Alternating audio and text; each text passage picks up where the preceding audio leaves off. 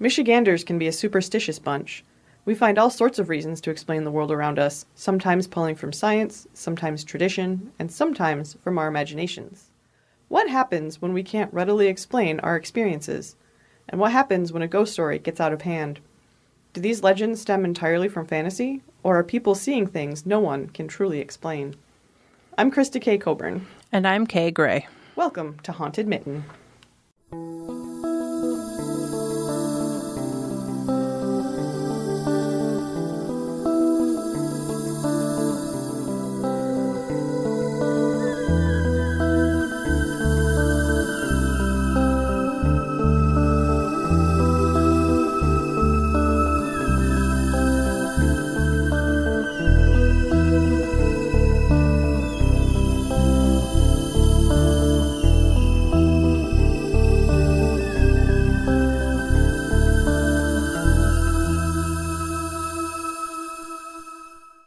When we say the name Ann Arbor, what comes to mind? The University of Michigan, art fair, possibly awful traffic in the fall? But what doesn't immediately come to mind, at least to the regular resident, are ghosts. Ann Arbor is lively. It's vibrant. It has a lot of old buildings, but most are seamlessly integrated into modern life, and while looking down Main Street or State Street may give you the impression that you're stepping into the past, you may not feel the ghosts of the past brushing up against you. But even a college town like Ann Arbor has its share of secrets. Stepping into any of downtown's shops might give you a glimpse of a long-past shopper or a chill down your spine in summer. Tonight we'll be talking about just a few of these places and what we hope will be a city that we'll be visiting again on the podcast. Before we get into today's spooks, we'd like to talk a little bit about what we're doing here. I don't mean on this planet or anything so existential, but what this podcast is about. We wanted to give you a little clearer idea of what Haunted Mitten is trying to do. It's probably fairly apparent, but a little explanation never hurts. So when we started, years ago, this was just a blog about haunted locations, first in America, then narrowed down to just Michigan because I couldn't seem to find a ghost website that both did their research and had a comprehensive list of sightings and experiences. My beloved Shadowlands hadn't updated in a long time and still hasn't, and anything else I found just wasn't what I was looking for. So when you can't find what you want, you create it. So I've been long fascinated by things we can't readily explain. I had my first inexplicable encounter when I was 4. That was a long time ago.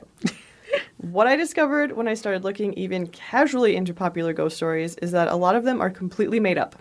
Not the experiences, but the stories. And these stories usually involve real people, often women, who are being vilified and victimized with every retelling. Sarah McMillan from the Ada Witch story and the Frisk family of the Hell's Bridge story are prime examples. And this really bothered me. And so Haunted Mitten was born. It was just going to be a blog, but I'd been dragging my feet with it for ages, asked Krista, and not feeling inspired at all to finish and publish it. And then one day I said to Krista, hey, what if we did a podcast? And here we are. We'd already had some experience with the medium. Krista is one of the hosts of Cinema Guano, a podcast all about the weird and crazy films out there, and I'm a frequent guest. So it felt a little more natural for us to take this on, and with all the research we've already done, well, all we needed was a place to record. And thanks to the Ann Arbor District Library, we have that. Thank you, library. Thanks. With this podcast, we hope to create a comprehensive guide to all things paranormal within Michigan. Occasionally we'll step outside our mitten and bunny, shape state. I still maintain that the UP is a jackrabbit. I will show pictures to prove it. But for the most part, we're going to explore our home and discover all the things that go bump in the night on a local scale. We hope to bring you the history, legends, truth, and experiences of all the places Michiganders call haunted. What we know to be true may not be so, but that doesn't mean that there aren't still great stories and creepy sightings to go along with a location. This isn't about denying experiences or proving the existence of ghosts and cryptids. We're here to tell stories, both true and legend, and create a place where you can come and learn about all those places you tell your friends about around the campfire. So we hope you'll join us and continue to join us on our spooky tour through Michigan.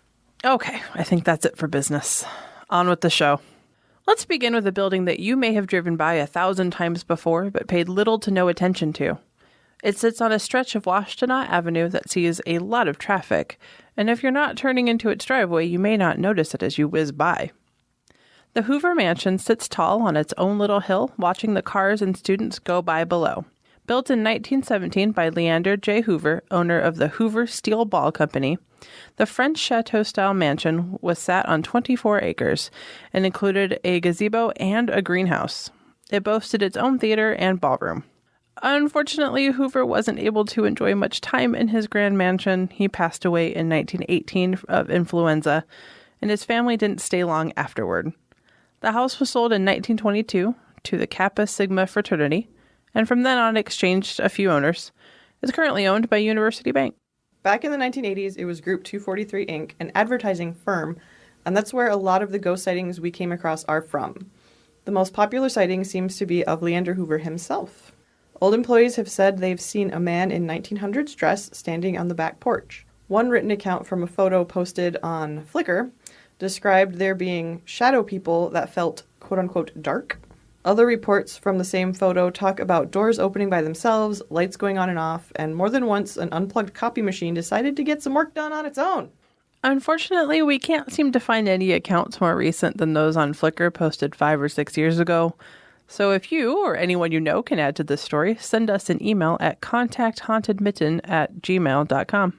Leander isn't the only specter to be found in Ann Arbor, however.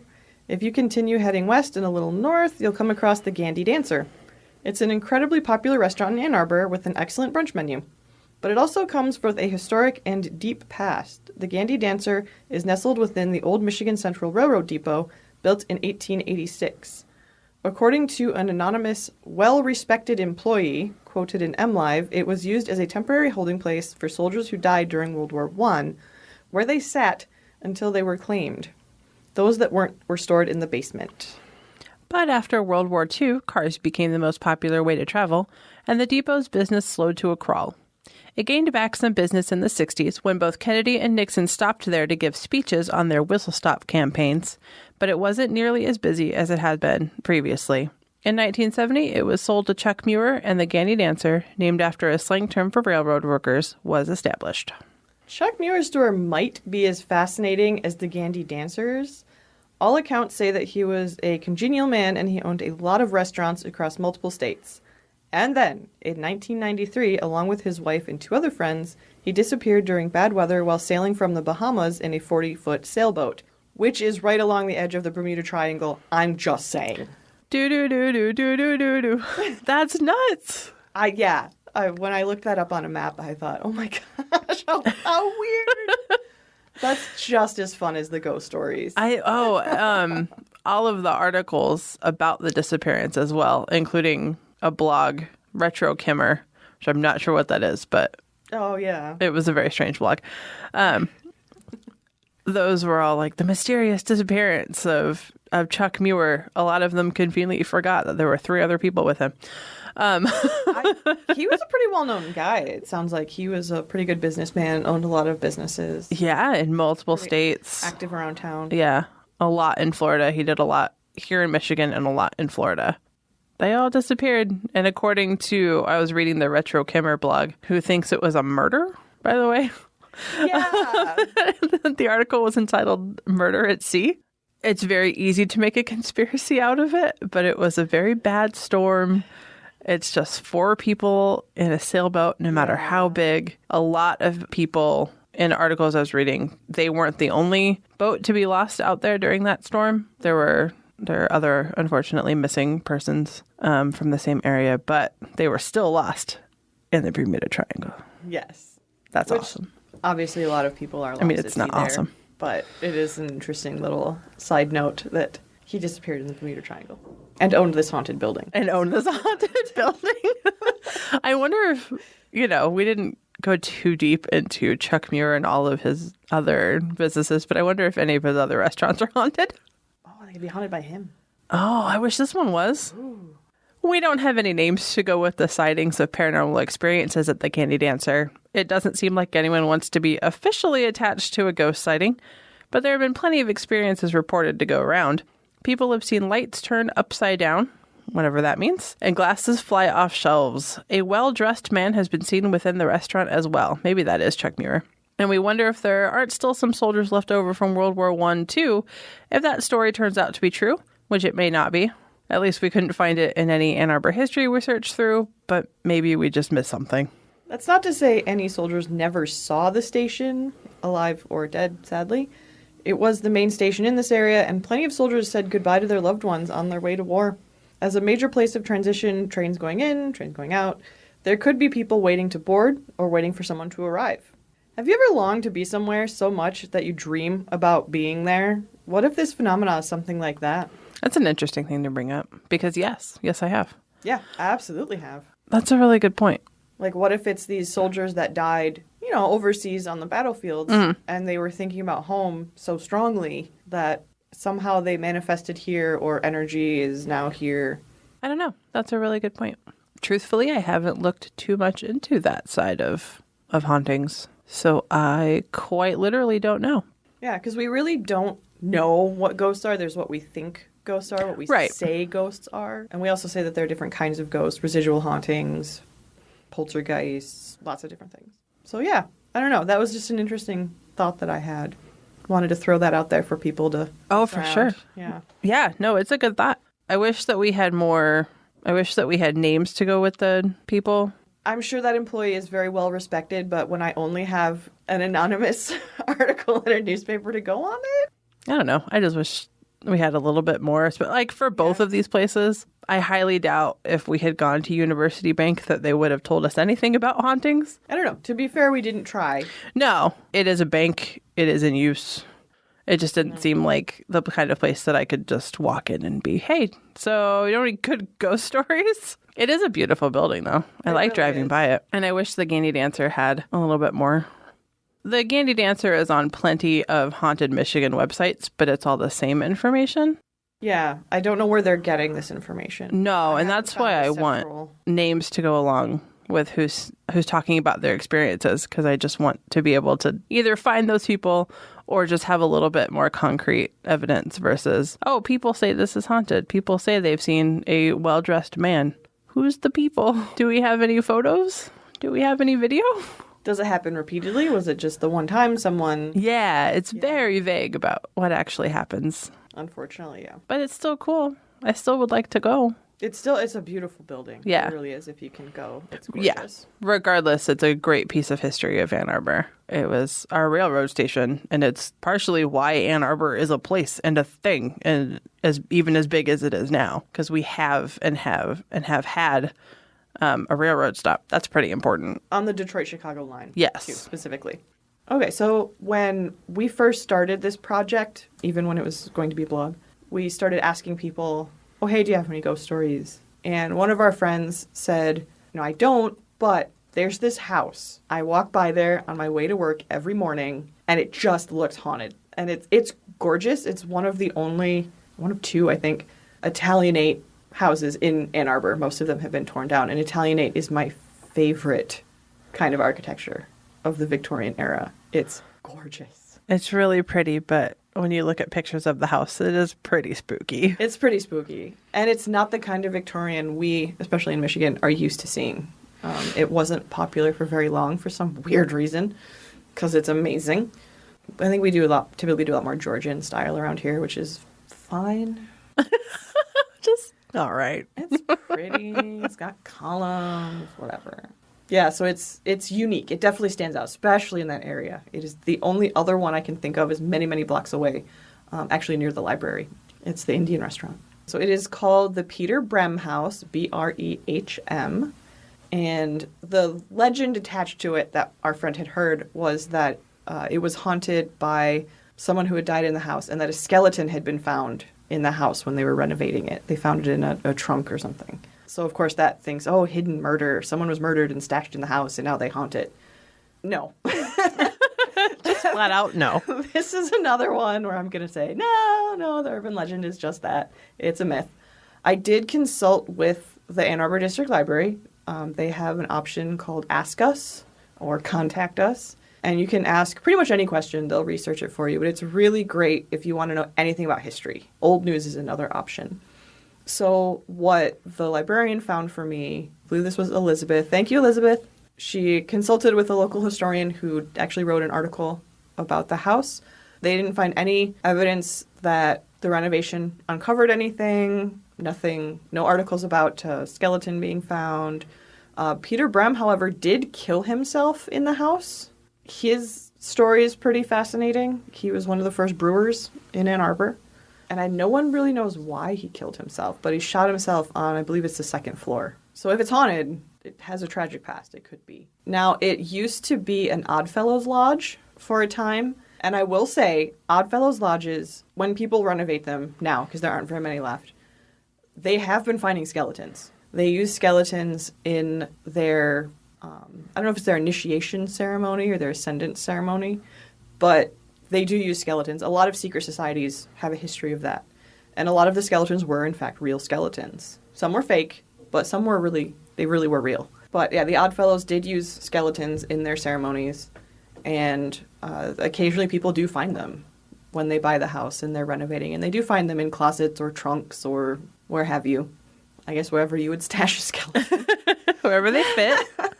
So Closets. This being a former Oddfellows Lodge, could there have been a skeleton? Yeah, they could have left it behind when they departed. Sure. But as for it being Peter Brehm's skeleton, very unlikely. I'm sure he was buried by his family. Right. He left behind, I think, his wife and children. So, because I believe his son took over the brewery. So yeah, someone did die there. He killed himself. A skeleton might have been found there, but there's no evidence of that. Are they related? Very unlikely. If a skeleton was even found, very unlikely. But yeah, the house does have a pretty tragic story. Yeah, that's awful. I would love to talk to someone who's actually been in there. It's been home to a number of businesses since the family moved. Well, I found Peter Brehm's gravestone on Find a Grave. He is buried in Forest Hill. Okay. In Ann Arbor. But so that's I can't say a fun story, but it's an interesting story from Ann Arbor's past. Oh, for sure. Yeah, the Brehm family was pretty, I don't know about prominent, but they're certainly well known. They're one of the first brewers in the area. And again, Germans liked their beer. Yeah. And then we get into the whole prohibition fight. Right, because this is back in and their home the was on the west 1800s. side of town. That's true. So. It's all coming together, guys. Yeah. For a long time, it was home to the Movable Feast. And they do not claim to have found any skeletons when they were moving in. The Movable Feast did move out. I forget when. Not too awful long. Oh, it looks like it's an office building. Okay, that makes sense. It's a pretty big house, too. The Brehm family was doing all right for themselves. Yeah, it has, looks like it has many businesses inside, so I think it's broken up into office suites. As a lot of the old buildings were. Oh, yeah. Especially on that side of town, yeah. Yeah, Brehm founded the Western Brewery in 1861, but it was under different ownership by, 20 years later. So he did become wealthy as a brewer, hence the amazing home. Oh, yeah.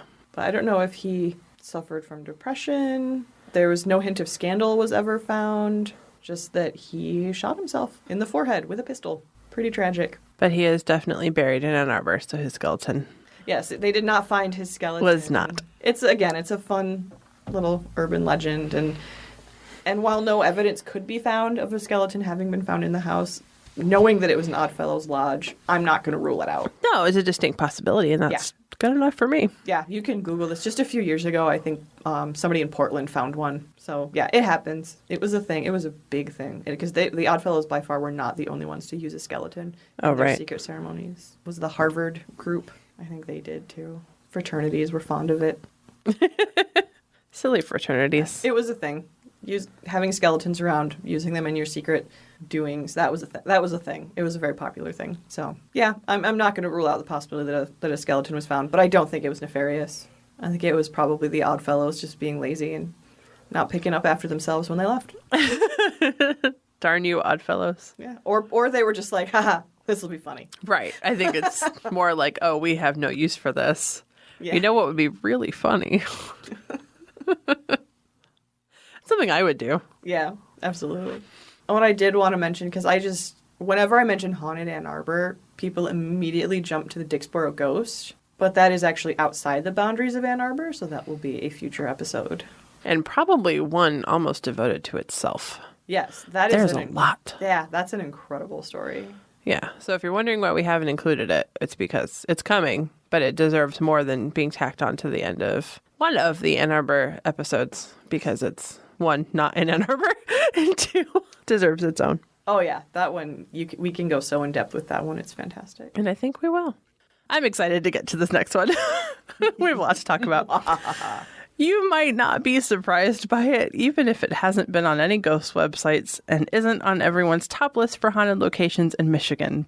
Crazy Wisdom Bookstore and Tea Room has been a staple in the downtown Ann Arbor community for decades. If you need a book on religion, mysticism, or yes, even ghosts, where I have gotten quite a few of mine, it's the bookstore for you. You can grab the latest in yoga theory, head upstairs, and enjoy a cup of tea, all while people watching shoppers outside below you. Now, I don't know for certain what is behind these activities, but strange things definitely do occur. Crazy Wisdom opened at this location in 1999, but the building itself has been around since at least 1857, and it has a lot of the original features as well. It's gorgeous. The first occupants were another name Ann Arborites might recognize, Hutzel and Company. August Hutzel opened a grocery store back in 1887, and as the village of Ann Arbor grew, so did his company. You might know it better now as Hutzel Plumbing and Heating.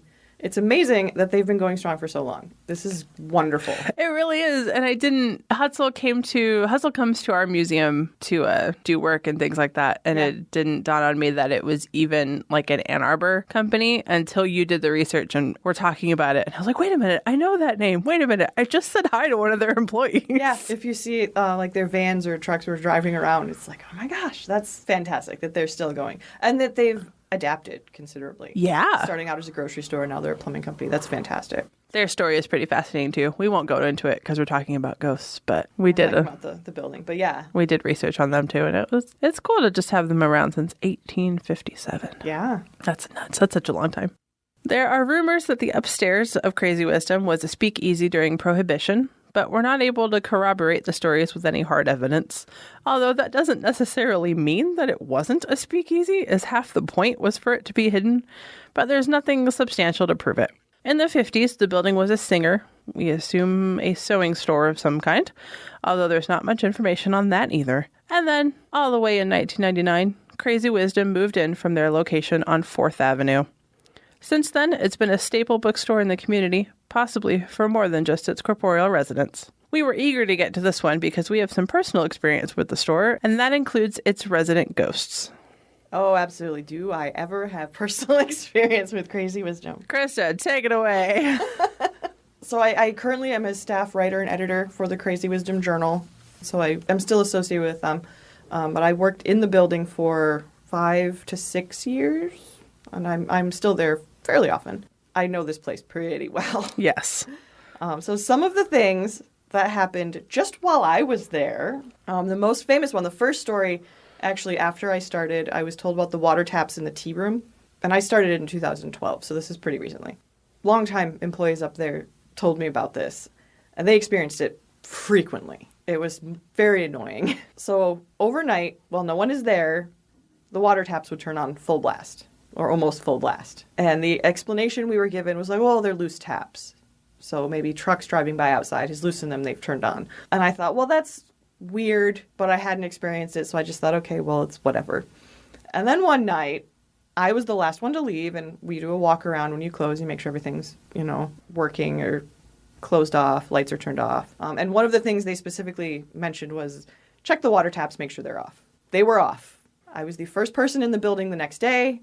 They were on, and they were not trickling. This was not a little stream. They were on. I had to turn them several times around to turn them off.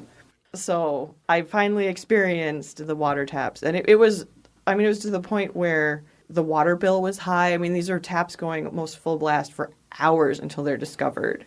Another employee, I believe she's a former manager, she had left, again, was the last person to leave for the night, made sure the tops were off, realized she had forgotten her phone, I think. She'd forgotten something in the tea room.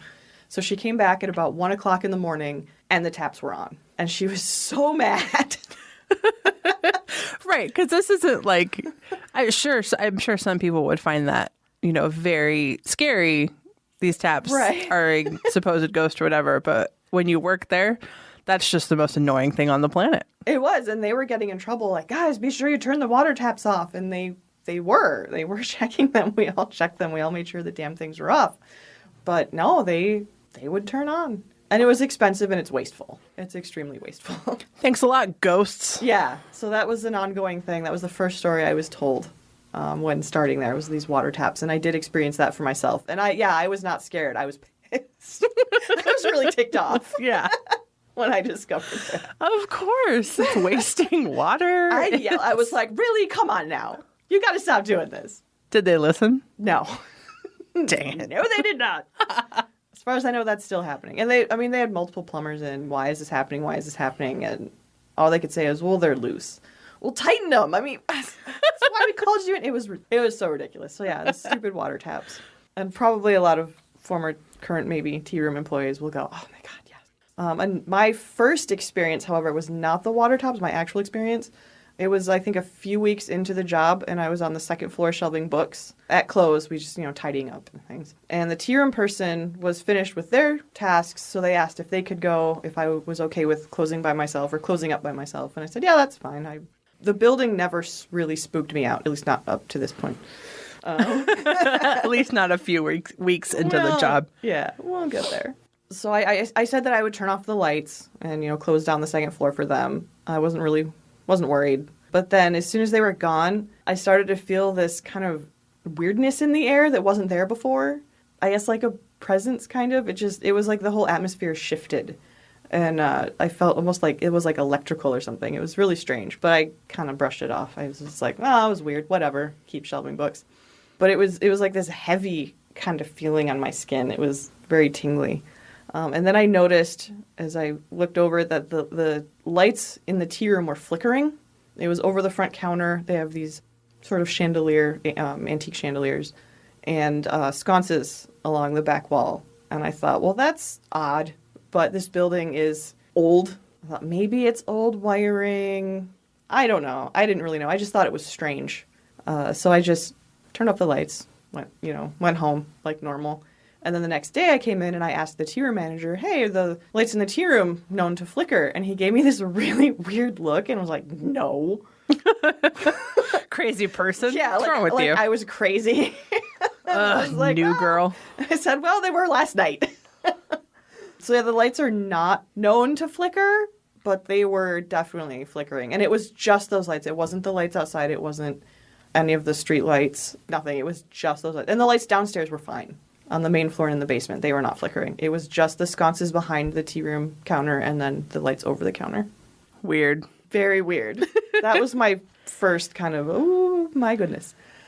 Can I just say that it's also taking me down memory lane a little bit because we lived together when you first started it, Crazy Wisdom. Yeah. And I remember you coming home to tell me these stories. Yeah. So that's... And that's not the only story about the lights either.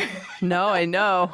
You have more. That's the only flickering one. But yeah, one night after close, it was the manager and I think someone else downstairs. So there were two people on the main floor and then the one person in the tea room. And the tea room person came down the stairs looking just pale and terrified, just white as a sheet. And so, of course, the downstairs people say, what's wrong? What's wrong? Are you okay? Did someone stay in the store or something? And she had been counting the drawer upstairs and was done with that, turned around, probably to make sure the water taps were off. Because that was a serious thing it was drilled into us. We had to check these every night. And she turned around, and as soon as her back was to the register, a piece of glass fell and shattered on the register, like where she had just been working. And she looks up, and the chandelier is swinging wildly. And there was a piece of glass from the chandelier. The chandeliers don't move. There are fans up there, but they don't move anything. It's just kind of to circulate the air because, again, it's an old building. So there was no reason for this to have been swinging like it did. The chandeliers do not move. Yeah, I've been up there dozens, if not hundreds of times at this point, and nothing has ever...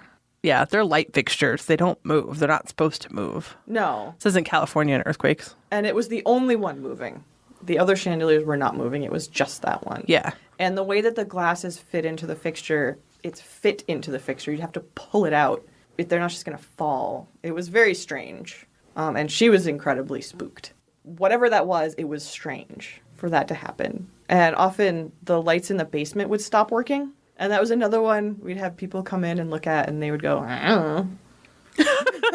There was a lot of Thanks. I think the repairmen were so sick of us calling them. AT&T was extremely sick of us calling them. That's another story. So yeah, the lights were weird, and it was something we just kind of were annoyed by, but we just dealt with it. And the taps were just... Right. So far, this isn't like a scary ghost. This is just an annoying jerk of a ghost who's just trying to mess with you. The tear of play was definitely scary, especially because the glass fell and she had just been standing there. And if she had still been there, it could have cut her and things like that. Right. That seems But it didn't. Right. It seems a little scary, but it also, and this is my believer point of view coming out, it also seems more playful in that if that ghost was planning on doing that, it could have dropped that glass any time when she was standing there, and it didn't. So far, this ghost is just a jerk who likes wasting money and water. Yeah, who has no sense of modern economy.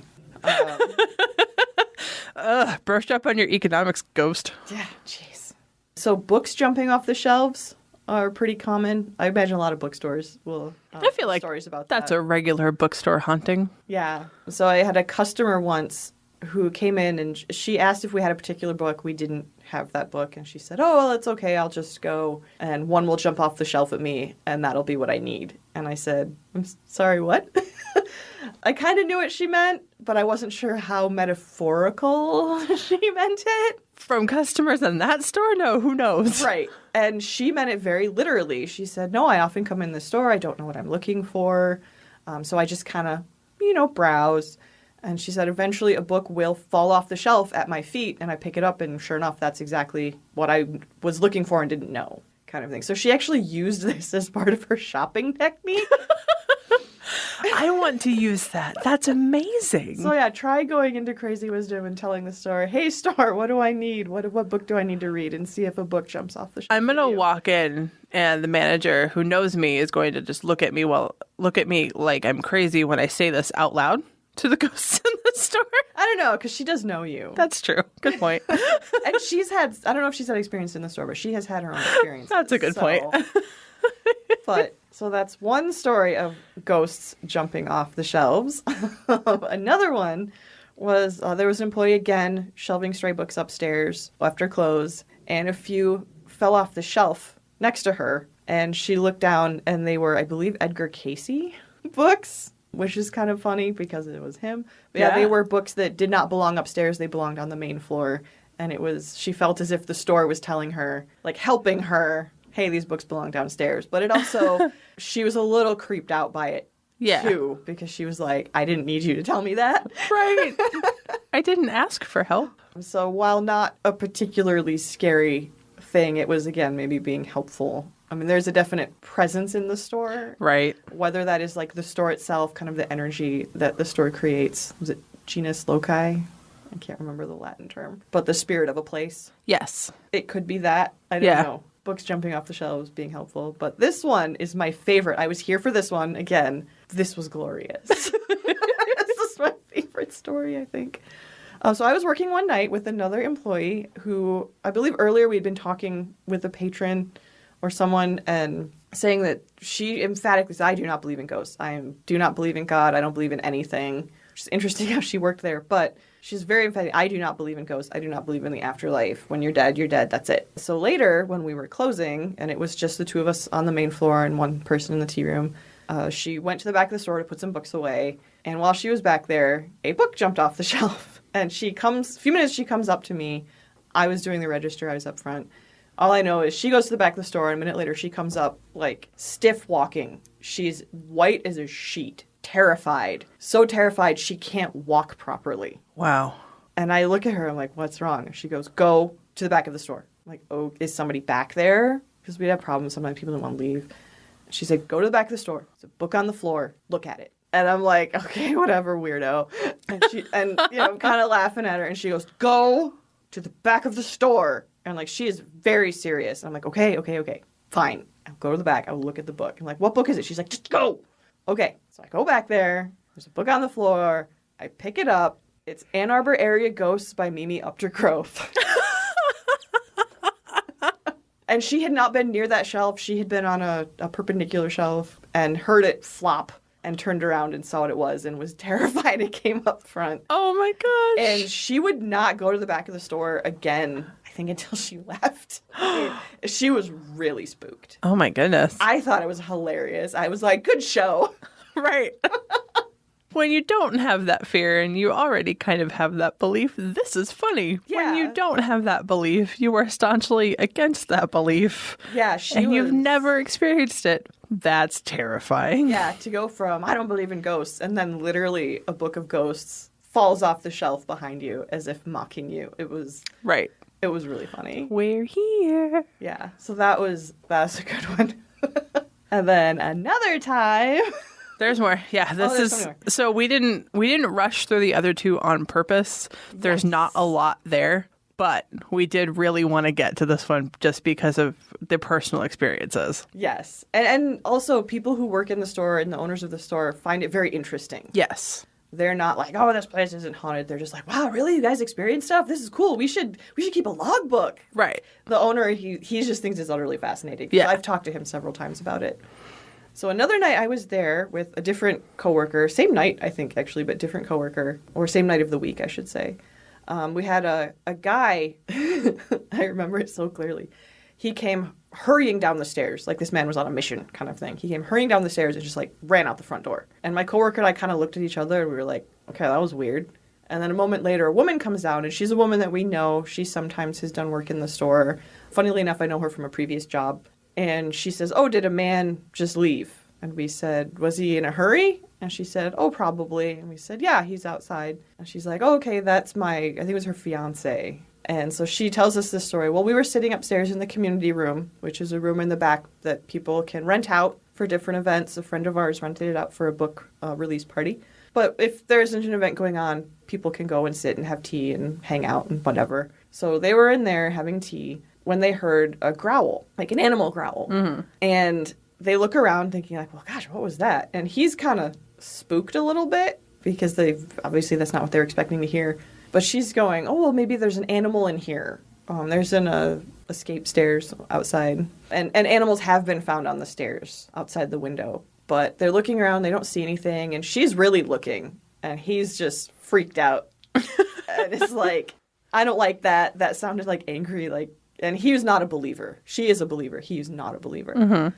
But it spooked him. And he literally fled the store. That man ran out that door. It was, oh, no. And my coworker and I kind of laughed when she told this story.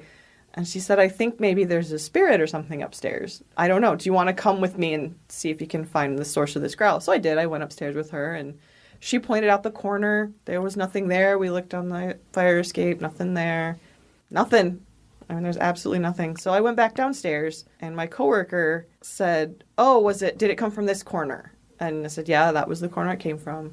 And she's a self-identified clairvoyant, psychic, sensitive person. Okay. So she said, oh, I asked my guides and we looked and there's a spirit of a cat in the corner and it's scared. It followed somebody in and it stayed and now it's confused, it's scared, and that's what was growling. So she used her spirit guides to help the animal cross over. Okay. And nothing after that. There was no growling. There was nothing. That was the only time we heard the growling, the one time, but that was sort of an interesting experience. And yet, for that store, it seems completely normal to me. It's completely normal. Things like that happen all the time. Yeah. Well, just, you have an employee there that's a self-proclaimed clairvoyant. And yep. There's helping animals in the store cross over to the other side. Seems very crazy wisdom to me. Yeah. She's a really great person. She did a house blessing for me when I moved into my new home, and she's great.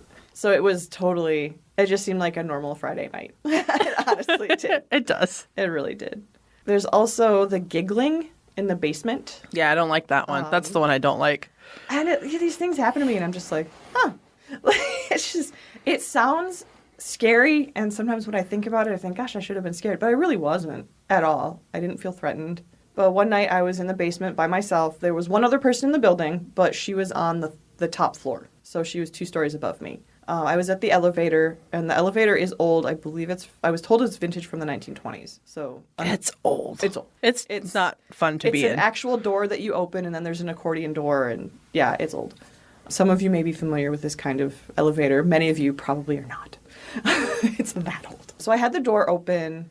I was pulling things out of the elevator, and I heard from the other side of the door this kind of giggling. I mean, it sounded like little girls giggling, like this. That's what it sounded like. And I kind of stood up and I thought, I know there's nobody else here with me. I know if I turn and look, no one's going to be there. So I did. Sure enough, nobody was there. No idea. And I thought, okay, well, I'm going to finish up and go. I'm going to go now. I didn't really flee, but it kind of raised the hairs on the back of my neck a little bit. Because it really did. I have nieces, and it really did sound like two little girls giggling together, conspiring, you know. It sounded exactly like that. And then several months later, I overheard two other employees talking about hearing giggling in the basement. And so I jumped into that conversation, and I said, oh, you've heard it too? And then the first woman who had heard it said, oh, thank God, someone else has heard it. It's not just me.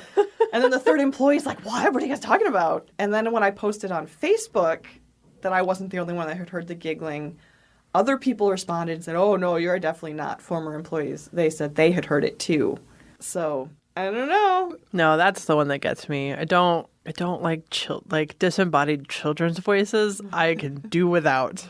You could send a grown man scary ghost after me totally fine. You give me young children giggling in a dark basement and I'm done. That's it. And it was pretty dark. What one person suggested was that they were fairies, which Crazy Wisdom does have. Ann Arbor in general has fairy doors. Look it up, it's fun. And Crazy Wisdom has two. So that was one thing. It's like, well, if we ended up with fairies, I mean, we literally invited them in. We gave them a place to stay. Right. So Ann Arbor. There's a little fairy house actually in the front of the store. So we literally gave them a house to live in. Ann Arbor is very fairy centric. We do that very well. Some buildings, not so much anymore. But when I first moved here, the fairy door thing was huge. And yeah, we've lost a few. But we've lost some. But you can still find them. There's maps. You can see where all the old ones are because the maps haven't been updated. It's sad. But there's still some. It is. And yeah, I think the whole city of Ann Arbor is very fairy welcoming. Yes, the urban fairies. I can't think of the artist name, but I can link to his site too. But yeah, so that's a thing. Fairies are a thing in Ann Arbor. And that was kind of my thought when I heard it. I was like, am I hearing fairies? Because I don't know why children's spirits would be in the basement. I don't know either. But that was weird, and I'm by far not the only person who has experienced that. And it is by the elevator specifically, which there is a fairy door next to the elevator on the first floor, but I was in the basement. So, right. I don't know. It was very strange. Half of me is sad because I've never had that experience, and half of me is happy having been in the basement so many times, waiting for you or waiting for my husband. I'm like, oh, but also, all right, I'm okay without it. That's fine. That basement freaks me out enough. It freaks a lot of people out, especially people in the tea room. The basement honestly never freaked me out. It was the second floor. I fairly quickly, actually, I refused to go to the second floor by myself. If I was the only one in the building, I did not go to the second floor. Mm-hmm. No. The atmosphere was very uncomfortable for me, and I didn't. And I told the other managers, like, I refuse to go up there when the store is closed and it's just me. And that concerned them a little bit. Because they're like, oh, God, why don't you feel safe? I'm like, I don't know what's up there. There's something up there, and it makes me feel very uncomfortable. And I just won't do it.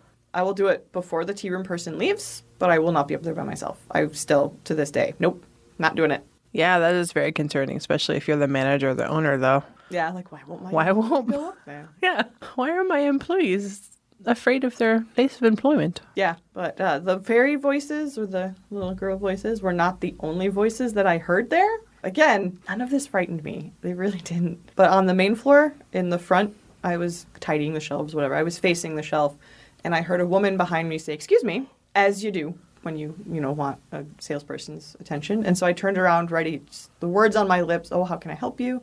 Nobody was there. I've asked other people if they've experienced that, and they said no. I don't know what that was, but that was really strange. And I looked around like, where'd she go? But there was no one near me. There was no one walking away from me. There was just nobody there. Yeah. That's strange. Yeah, that was sort of weird. Oh, I was told several times by different employees who had been there longer than me about a former manager of the tea room. She left right as I was starting. And she had carried on a conversation with a man. She was upstairs closing, cleaning and everything, and carrying on a conversation with a man downstairs. And nobody was there. She swears it was this one particular guy. And he said, no, it wasn't me. I was gone. Like, don't you remember when I called up to you saying I was leaving? Because we would tell each other when we were leaving so that we knew. And she said, well, I thought you stayed. And She swears it was him. He swears it was very much not him, emphatically not him. But she was talking to somebody. Yeah? I don't know. I don't know. I wasn't there for that one, but that was a pretty famous story that got passed around quite a bit when I first started. And it was an actual conversation. It was a conversation. I don't know what the conversation was about. Okay. Because I did get this from the other employees that had worked with her. Right. But I don't know. Weird. Yeah. I hope it wasn't just that guy trying to trick her. I don't think so, because Okay. I know him, and he's such a sweet, innocent boy. Okay. Aw. Aw. I know. I just want to make sure, I want to cover bases. I feel like he was hurt kind of in a way. He's like, it wasn't me. Oh, poor kid. Sorry, I don't mean to blame you. Never mind, it probably wasn't you. I apologize. When he says it wasn't him, I do believe him. Okay. It wasn't him. But who was it? I don't know. I don't know.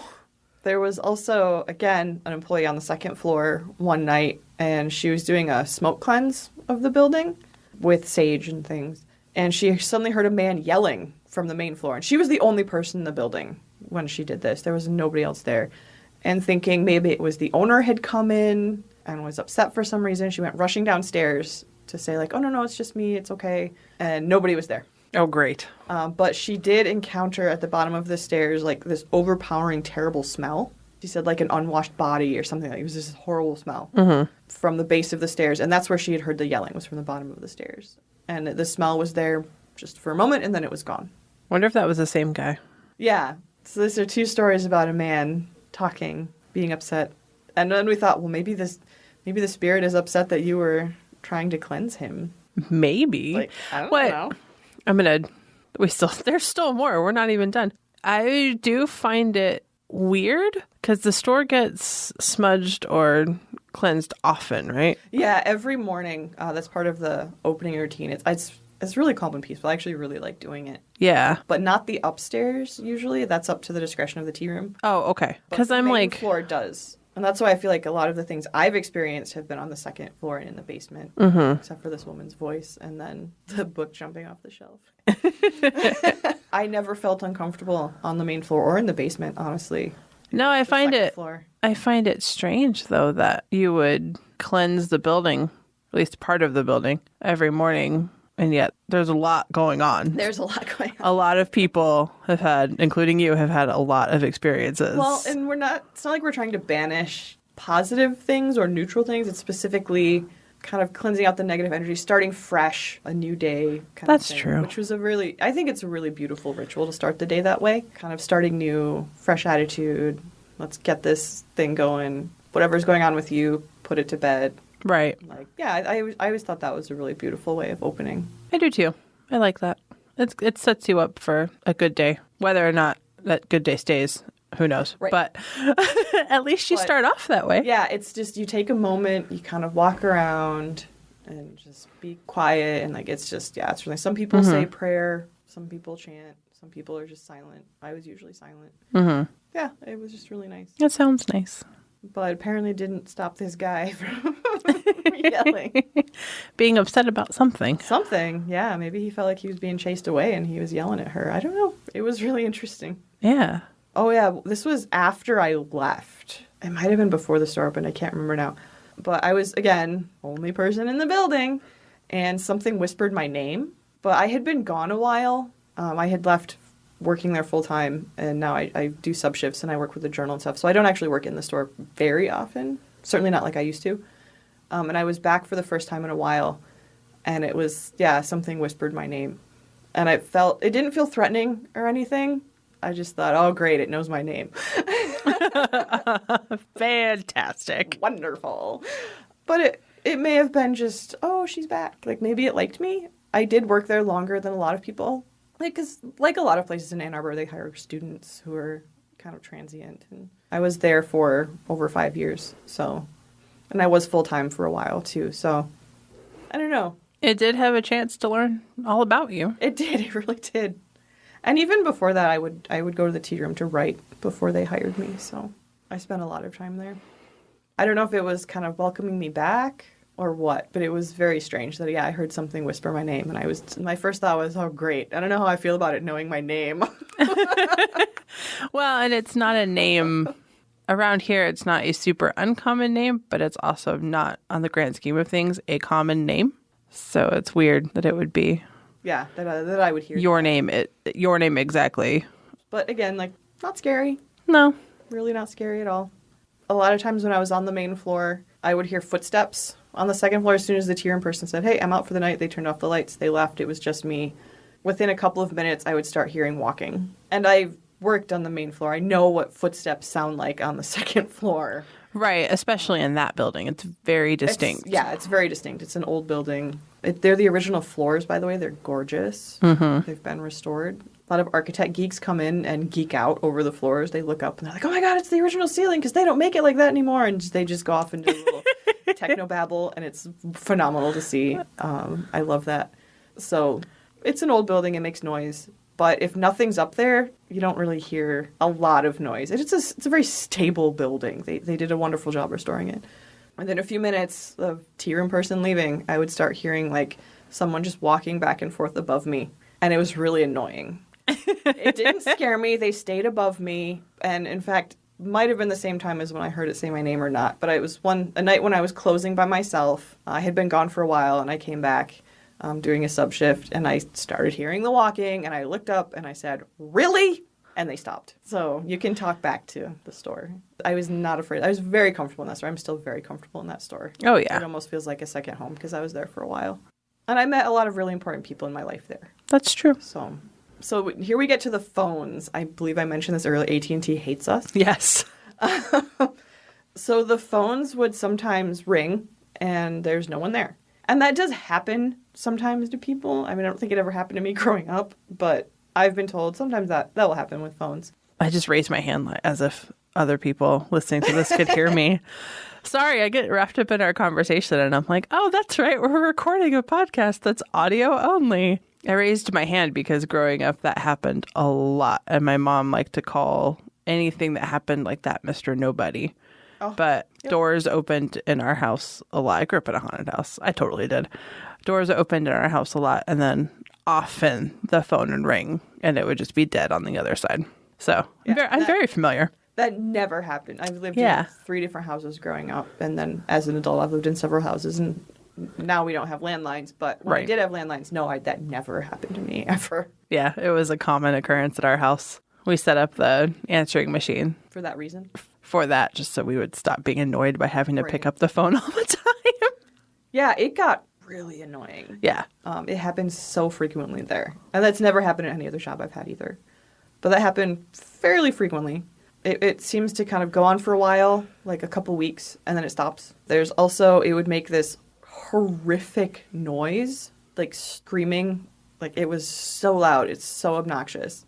It happened once, and a customer said, oh, did your security alarm go off? And I said, no, that's the phone. It was so loud and so annoying and horrible. And the only way to get it to stop was if you went to one of the other phones and then called the main line.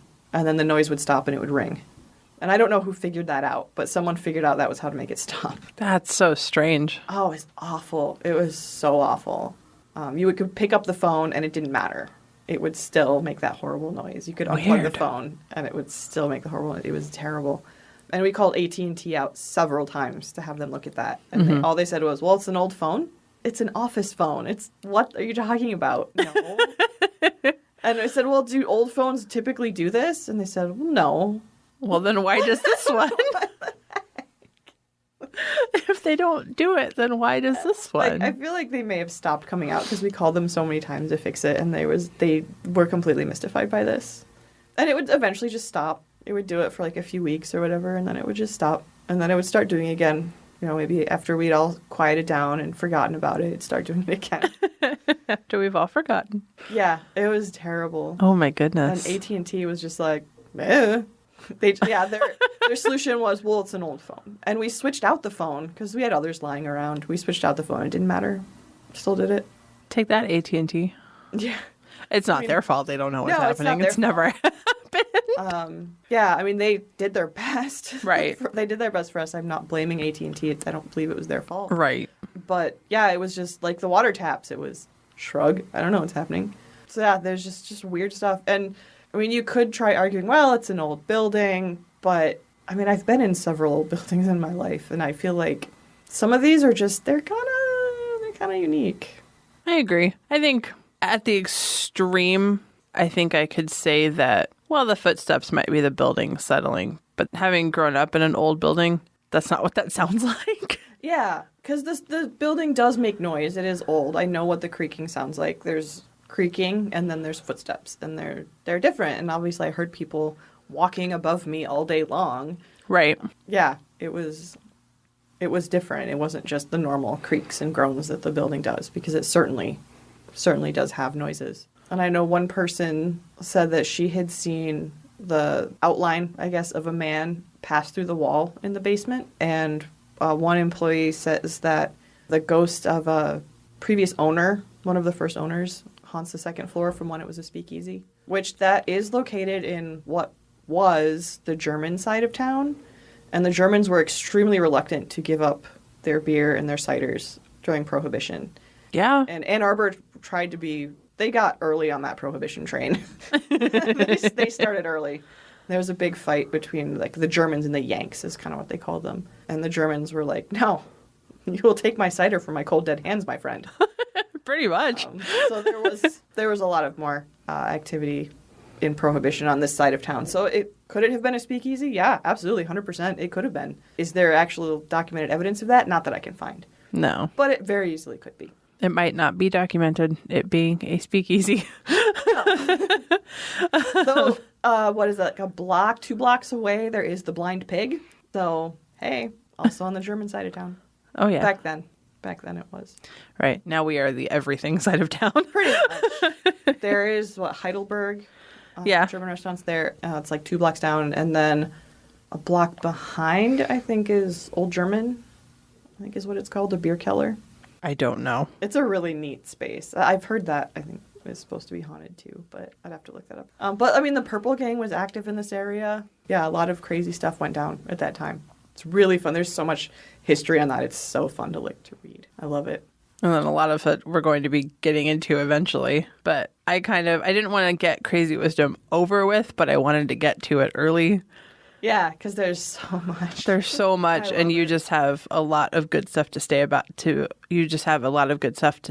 it. And it's nice to hear about experiences that we're not just reading about in a book.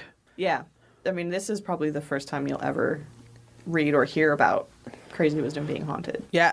It's not on any websites. It's not in any of our books. Nope. But yeah, I've talked to the owners about it, and they just think Bill is one of the owners, and he just thinks it's wonderful. He was so fascinated. He's like, oh, I want to hear all your stories. Oh, we should keep a log, and then we should compare things, which is a great idea. Which is actually a really good idea. But when we were telling him, some of us employees were telling him some of our experiences, he just thought it was the coolest thing.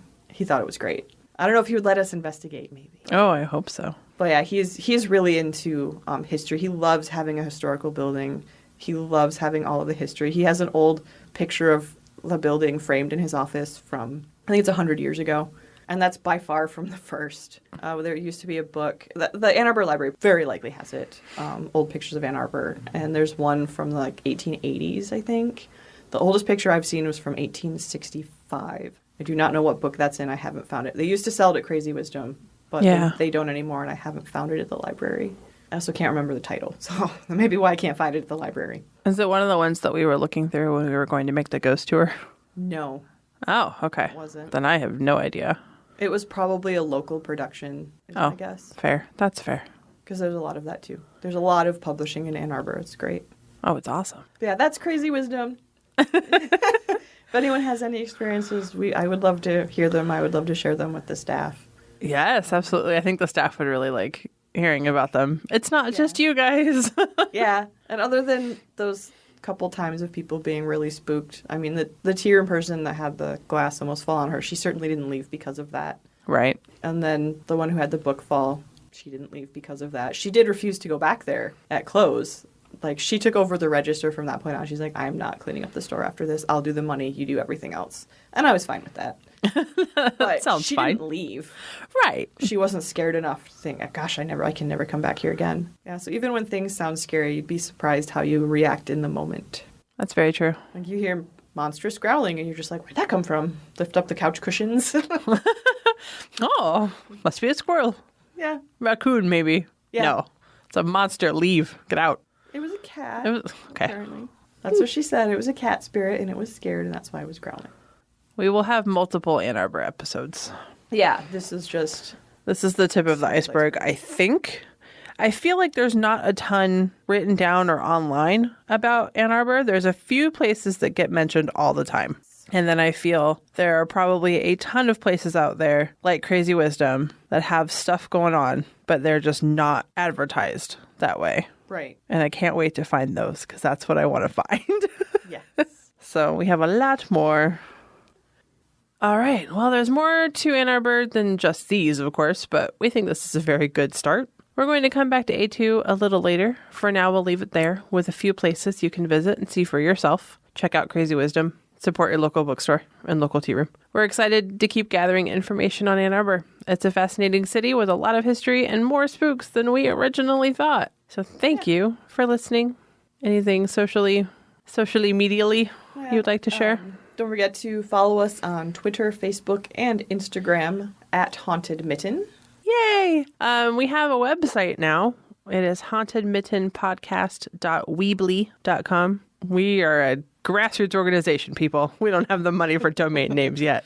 Nope. So whenever we can get that, we will be taking off that little Weebly part. But until then, you can find us at hauntedmittenpodcast.weebly.com. And if I have done it right, our podcast will be on there as well, along with a blog detailing a little bit more about what you've heard and also has all of our sources and things like that, because I'm not going to sit here and read books to you. Only when I actually didn't consult too many books for this one. This was definitely more of a website one. Yeah, there aren't too many books on Haunted Ann Arbor. Except for that one that fell on the floor. Well, it's mostly about homes, Yes. private homes. So that's why I didn't use that. She doesn't talk about too many public places in that one. Yeah. And we're not going to talk about people's private homes. No, only if they themselves make that available. Yes. But Otherwise, no, I'm not going to. no. So don't worry. We won't ever spill your beans. And if you want to comment on the podcast as well, you can go to our blog. Please do. If you have more info. More info, more stories, more links to Ann Arbor history that we have missed. We would greatly appreciate it. We need all the resources we can get. We'll take them all. Thank you for listening. Thanks for listening to Haunted Mitten.